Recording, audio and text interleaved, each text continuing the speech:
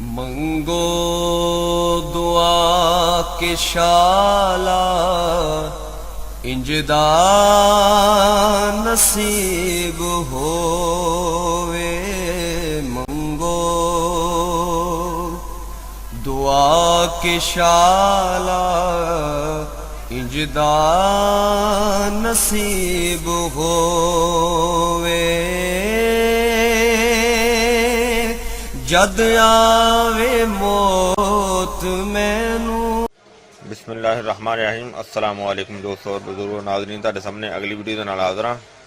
ਆ ਦੇਖ ਰਹੇ ਹੋ ਤੁਸੀਂ ਇੱਕ ਫਲ ਹੈ, ਕੁਦਰਤ ਦਾ ਦਿੱਤਾ ਹੋਇਆ ਇਹ ਤੋਹਫਾ ਹੈ ਔਰ ਵਾਕਈ ਬਹੁਤ ਹੀ ਜ਼ਬਰਦਸਤ ਕਿਸਮ ਦਾ ਤੋਹਫਾ ਹੈ। ਔਰ ਜਿਹੜਾ ਇਹ ਫਲ ਹੈ ਇਹਨੂੰ ਗਰਮਾ ਕਿਹਾ ਜਾਂਦਾ ਹੈ, ਜਿਹੜਾ ਕਿ ਜਾਨੀ ਪਹਿਚਾਨੀ ਚੀਜ਼ ਹੈ। ਕੋਈ यानी कि बड़ा ही इन छोटिया वड्डियां दी पसंद है और बड़ी ही अच्छी, बड़ी ही आला, बड़ी ज़बरदस्त किस्म की ये चीज़ है। बड़ा अच्छा फल है और यह तुसीं देख रहे हो उत्तों येलो कलर का होंदा है, पीला जिहा होंदा है, अंदरों सफ़ेद रंग का होंदा है, जिहड़ा कि खाया जाता है। इहदा छिलका उतार के इहदे अंदरों खाया जाता है और वो बड़ा ही टेस्टी मज़ेदार होंदा है। बगैर नमक तो भी खाया जाता है और नमक लगा के भी खाया जाता है। और उनके इन्ने ज़्यादा फायदे ने, इन्ने ज़्यादा फायदे ने कि बहुत ही ज़्यादा फायदे ने। और इसका सब तो ज़्यादा खाना जड़ा ना वो खाली पेट जड़ा ना वो खाना सब तो ज़्यादा इनका अफजल है, सब तो बेहतर है, सब तो अच्छा है। और इसके फायदे ये ने कि ये जनाब फौरी जड़ा ना सुकून दिंदा है। और किस तरह ये सुकून दिंदा है कि इस दे खाण दे नाल, गर्मे दे खाण दे नाल ये अखां नूं बेहतरीन सुकून दिंदा है। बिनाई वास्ते भी बड़ी बेहतर चीज़ है और इसका गर्मे दा खाना जिहड़ा है वो दिल वास्ते भी बड़ा ज़बरदस्त है और गर्मे दा खाना दिमाग वास्ते भी बहुत ही ज़बरदस्त है।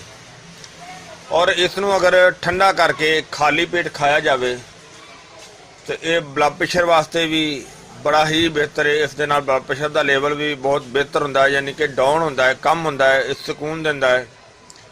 और इस तो अलावा अगर यूरिक एसिड वाला मरीज़ जिहड़ा इसनूं इस्तेमाल करे, क्योंकि यूरिक एसिड जदों ज़्यादा हो जाता है, यूरिक एसिड की वजह के नाल बाज़ कद फिर दर्द ज़्यादा होंदी है जोड़ां ते गिट्टियां ते, और इस दे इस्तेमाल करन दे नाल उसनूं भी बेहतरीन फ़ायदा होंदा है। और इसका खुश ज़ायका जड़ा ये फल है, इसका होर बड़ा ज़बरदस्त ये फायदा है कि ये मसाने वास्ते, यानी कि लेडीज़ एंड जेंट्स वास्ते, मसाने वास्ते बड़ी वधिया चीज़ है कि अगर गर्मी की वजह के नाल कितना भी ज़्यादा पेशाब जल के आंदा है, अगर तकलीफ नाल आंदा है, लग के आंदा है, दर्द नाल आंदा है, और इसनूं जिन्ना मर्जी खाया जाता है, खाया जाए, ठंडा करके खाया जाए, इस दे नाल पेशाब वाला मसला फौरी हल कर दिंदा है। और इस दे नाल जिहड़ी जलन हुंदी है वो भी ठीक हो जाती है और इस दे नाल जिहड़ा कि पेशाब पीला आंदा है वो भी फौरी सुकून हो जाता है। और ये ताकतवर बंदा होवे या कमज़ोर होवे, इनू सारे इस्तेमाल कर सकते हैं। बच्चा भी इस्तेमाल कर सकता है, वड्डा भी कर सकता है, बुढ़ा बंदा भी कर सकता है, लेडीज़ भी कर सकते हैं। और ये खून बेहतरीन पैदा करता है, बड़ी ज़बरदस्त ठंडी तासीर रहिंदी। और इस दे खाण तो बाद जिन्हां ने भुख भी सही ज़बरदस्त लगती है, भुख वधांदा है, भुख लगांदा है और जिस्म वास्ते बड़ी ही अच्छी तो बड़ी ज़बरदस्त बड़ी वधिया चीज़ है। और इस दे नाल घबराहट जिहड़ी है किन्नी भी ज़्यादा होंदी है, इस दे इस्तेमाल करन दे नाल घबराहट जिहड़ी ना वो भी ठीक हो जाती है। क्योंकि देखो अल्लाह ताला दी ये दित्ती हुई चीज़, दिता हुआ ये तोहफा होंदा है, कोई भी फल होंदा है और उस दे विच इन्ने ज़्यादा फायदे होंदे ने कि जिहड़ा बंदा सोच भी नहीं सकता। और इस तो इलावा कि पेशाब के मसले तो अलावा जिहड़ा कि गुर्दियां नूं बेहतरीन ताकत दिंदा है। और इस दे नाल अगर गुर्दे विच पत्थरी की शिकायत होवे तो इस दे इस्तेमाल दे तरीके दे नाल वो गुर्दे की पत्थरी नूं भी तोड़दा भी है और खारिज भी करता है। और इस दे ਜਿਹੜੇ बीज ने अगर वो अलहदा घोट के इस्तेमाल किए जान तो उनके भी यही ज़्यादा फवायद ने ਜਿਹੜੇ कि ਤੁਹਾਨੂੰ इस चीज़ के फवायद दसे ने। लेकिन वो गुरदे की पत्थरी तोड़न दे विच वो ज़्यादा किरदार उन्हां दा ਜਿਹੜਾ है ना वो सामने आया है। और इस दे होर ये अल्लाह तो अल्लाह ये फायदे ने कि लेडीज़ होवे या जेंट्स होवे या ਜਿਹੜੀ मर्द दा मर्दी बंदा होवे। और अक्सर की ये शिकायत होंदी है कि गर्मियां या सर्दियां दे विच हत्थां पैरां दे विच जलन ज़्यादा होंदी है और वो हत्थां पैरां दी जलन जिहड़ी है वो इस दे नाल बहुत ही वधिया ते जल्दी ठीक हो जाती है।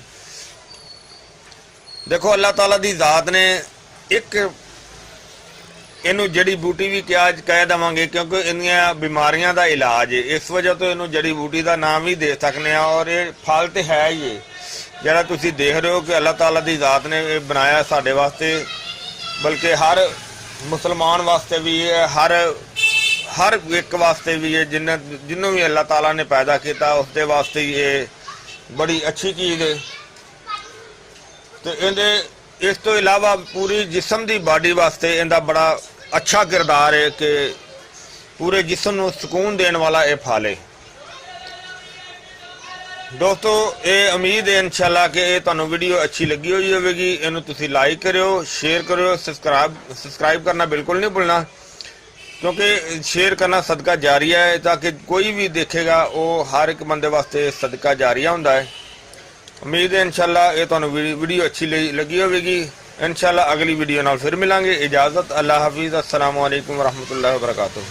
गए बदेरे सरकार नू कवांगे, गम हो गए बदेरे सरकार नू कवांगे। दरदान पाए घेरे, दरदान पाए गे